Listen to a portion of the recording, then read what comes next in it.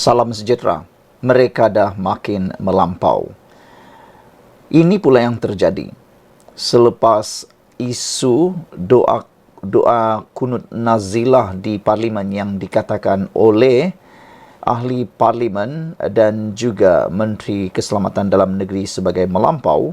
Ini pula perbuatan yang turut disebut sebagai melampau oleh Aiman Atira, yang mana beliau kata adalah satu tindakan melampau mengaitkan beliau dengan arak, dan kini beliau tuntut supaya perkara itu ditarik balik dalam masa 48 jam. Seorang individu bertindak melampau apabila cuba mengaitkan Timbalan Menteri Perumahan dan Kerajaan Tempatan KPKT Aiman Atira dengan sebuah jenama minuman keras iaitu Tiger. Aiman Atira dalam satu kenyataannya hari ini menuntut individu tersebut menarik balik hantaran tersebut dalam tempoh 48 jam dan berhenti menyebarkan fitnah. Beliau berkata pasukannya sedang mengumpul maklumat berkaitan dan tidak akan teragak-agak untuk mengambil tindakan undang-undang. Saya nasihatkan Mat Nur Azman Yusof turunkan posting ini dan hentikan sebaran fitnah atau berhadapan dengan tindakan undang-undang, kata beliau. Saya sama sekali tidak pernah menghalalkan arak, tetapi malang sekali ramai pula kelompok takfiri yang menghalalkan fitnah dan menghalalkan percubaan jahat mengaibkan saya dengan fitnah. 48 jam, tegasnya dalam satu kenyataan di Facebook hari ini. Hasil pemerhatian sehingga berita ini ditulis, individu terbabit masih belum menurunkan hantaran tersebut. Hantaran dibuat individu terbabit dipercayai berkaitan dengan isu terpalit pada ahli parlimen Sepang itu ketika beliau menghadiri sebuah konsert amal pendidikan anjuran sebuah sekolah kebangsaan jenis Cina SJKC bagi meraikan para penyumbang sekolah itu. Tular foto memaparkan Aiman Atira bergambar dengan individu lain sambil memegang replika cek sumbangan syarikat arak sebanyak RM 3,175 juta ringgit. Difahamkan, Aiman Atira menyumbang RM100,000 kepada lembaga pengurusan sekolah. Selain beliau, ada beberapa syarikat penyumbang lain yang turut hadir ke acara tersebut, di mana jemputannya dibuat pihak sekolah tanpa pengetahuan menteri. Yang patut kita tahu ialah, selain beliau, ada beberapa syarikat penyumbang lain yang turut hadir ke acara tersebut. Dan perkara itu, yang mana jemputan yang dibuat oleh sekolah itu sebenarnya tidak diketahui oleh menteri tersebut. Jadi nak buat macam mana lagi kan? Sekolah tu yang jemput pihak yang lain yang turut menjadi penyumbang. Takkanlah menteri itu pulang pula tiba-tiba kan? Dia terpaksalah berada di sana juga. Lebih afdal macam itu.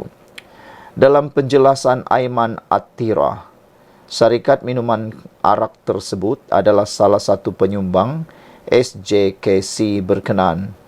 Selain itu, Aiman Atira menjelaskan bahawa kehadirannya adalah untuk memberikan sokongan terhadap usaha sekolah untuk mengumpul dana bagi membangunkan dewan yang selesa kepada murid. Sekian untuk kali ini. Jangan lupa tinggalkan komen anda, tekan butang subscribe. Bye-bye. Adun Rembia dikatakan bakal muflis. Apa pula pendapat anda semua? Adakah itu adalah hukum karma balasan kepada orang yang tak setia dengan parti?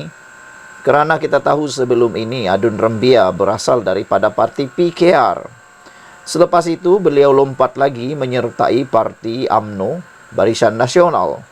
Selepas itu kata tak lagi sehaluan dengan parti itu, mengambil pula alasan kononnya parti UMNO kini dah bekerjasama dengan Pakatan Harapan, dia lompat lagi dalam PAS. Namun netizen kata itu semua gara-gara nak menjadi calon semata-mata. dah boleh menghidu, dia tak dapat lagi dicalonkan, dia pindah tempat lain. Walau bagaimanapun dia juga gunakan alasan tak diberikan peruntukan. Manakan nak bagi peruntukan, kata Ketua Menteri Melaka, kalau dia sendiri dah mengambil keputusan menyertai pembangkang. Nak bagi macam mana lagi kan? Dah mengkhianati kawan, dah mengkhianati parti, nak mau bagi apa lagi?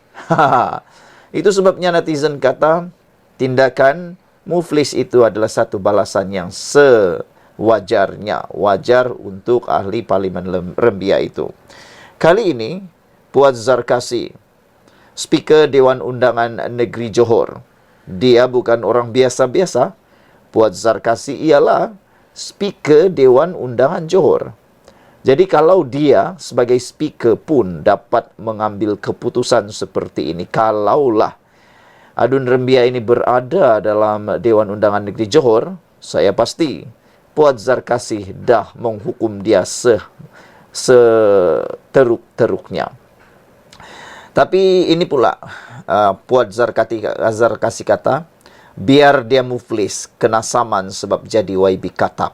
Itu kata-kata YB yang berhormat Puan Zarkasi. Kata beliau, UMNO perlu memastikan ahli Dewan Undangan Negeri Adun Rembia, Datuk Muhammad Jailani Khamis, dikenakan tindakan tegas. Berikutan keputusannya menyertai PAS. Ahli Majlis Kerja Tertinggi UMNO, Datuk Dr. Muhammad Puan Zarkasi berkata, UMNO perlu ada kes yang boleh jadi presiden ataupun duluan, agar yang lain takut untuk menipu parti dan rakyat yang mengundi mereka. Jadi dengan adanya kata-kata daripada Speaker Dewan Undangan Negeri Johor ini, pastilah ia memberikan idea yang sangat lumayan baiknya untuk UMNO, iaitu mencari duluan untuk mana-mana kes akan datang. Kalau dalam PKR sudah ada duluan, iaitu Zuraida Kamarudin, dan saya yakin selepas ini mana-mana ahli parti PKR tidak akan berani lagi melakukan perbuatan yang sama lompat parti, mengkhianati PKR, kerana Zuraida sudah kalah 10 juta ringgit dan diarah untuk bayar. Jadi UMNO sekarang ini perlu mencari duluan, titik tolak, piawai ataupun ikutan teladan pada masa yang akan datang, iaitu kalahkan kalahkan Adun Rembia itu, dan mereka ada duluan untuk dapat meminta membayar 100 juta ringgit itu. Kata Puan, UMNO jangan berkompromi untuk mengheret YB Jailani Adun Rembia ke mahkamah. Biar dia bayar saman 100 juta ringgit ini, baru tahu tinggi rendah langit. Katanya menerusi satu hantaran di Facebooknya pada Sabtu. Ada netizen yang mengecam dan mengejek Adun Rembia. Mereka kata kali inilah dia akan menangis-nangis darah kerana menyesal perbuatan lompat parti ke PAS, dan dia mungkin tidak akan dapat dibela oleh sesiapa. Soal peribadi ini, jangan harap orang akan bela anda. Lebih-lebih lagi yang melibatkan 100 juta ringgit. Dari mana nak dapat 100 juta ringgit tu? Kalau mengikut Akmal Saleh, dia kata, pergilah kumpul menggunakan tin Milo. Saya fikir tin Milo banyak manapun tak akan dapat membayar 100 juta ringgit itu. Jawapannya mudah. Isytihar muflis. Bila sudah muflis, maka musnah dan punahlah harapan untuk bertanding selama-lamanya. Kerana untuk menjadi calon dalam pilihan raya, satu-satunya syarat yang tak akan dikompromi ialah calon itu tidak boleh seorang banduan telah disabitkan bersalah, dan juga tidak boleh muflis, bukan banduan. Jelasnya, Adun Rembia itu perlu diajar dengan keras, kerana banyak kali melompat selain merahsiakan keahliannya dalam PAS. Yang ini paling menyakitkan hati akar umbi UMNO, para pemimpin UMNO, apabila tindakan Adun Rembia itu dilihat merahsiakan keahliannya, seakan-akan menyembunyikan tindakan lompat partinya dalam PAS itu. Sudah setahun baru dia beritahu dia sudah jadi ahli PAS. Itulah yang menyakitkan hati para pemimpin UMNO. Siapalah yang tak sakit hati kan? Bayangkanlah Anda sendiri. Anda punya istri yang Anda kawini sebenar-benarnya. Tiba-tiba setahun kemudian barulah dia nyatakan dia ada suami lain. Silap sikit, Anda bukan saja mengamuk, Anda akan pasti membuat tindakan yang lebih tegas daripada itu. UMNO perlu bersih dan dia, Muhammad Jailani, elok muflis di Saman kerana menjadi YB kata Puan Zarkasi.